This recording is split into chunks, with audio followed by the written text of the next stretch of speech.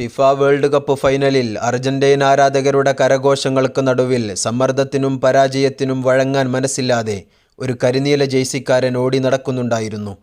3 ഗോളുകൾ വഴങ്ങി പരാജയത്തിൻ്റെ വാതിൽപ്പടിയിൽ നിൽക്കുമ്പോൾ 80-ാം മിനിറ്റിലാ 25-കാരൻ തൻ്റെ മായാജാലം പുറത്തെടുത്തു.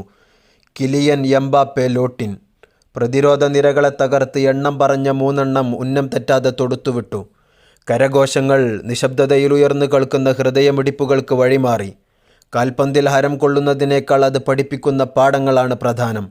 വേൾഡ് കപ്പിൻ്റെ കിരീടം ചൂടിയില്ലെങ്കിലും അയാളുടെ മാന്ത്രിക കാലുകൾ കിരീടമണിഞ്ഞു. 18-ാം വയസ്സിൽ നിങ്ങൾ എന്ത് ചെയ്തു എന്ന് എൻ്റെ മക്കൾ ചോദിച്ചാൽ ഞാനൊരു സ്റ്റാറായി എന്ന് പറയും, അയാൾ അഭിമാനത്തോടെ പറഞ്ഞു. എ+കൾക്കും നൈമിഷിക വിജയങ്ങൾക്കും അമിത പ്രാധാന്യം കൊടുക്കുന്നതിനു പകരം ശാശ്വത വിജയങ്ങൾ ലക്ഷ്യമാക്കുക. കിലിയൻ എംബാപ്പെ പറഞ്ഞു, നിങ്ങൾ ആരുടെയും പകർപ്പാവരുത്, നിങ്ങൾ നിങ്ങളുടേതായ ചരിത്രം രചിക്കണം.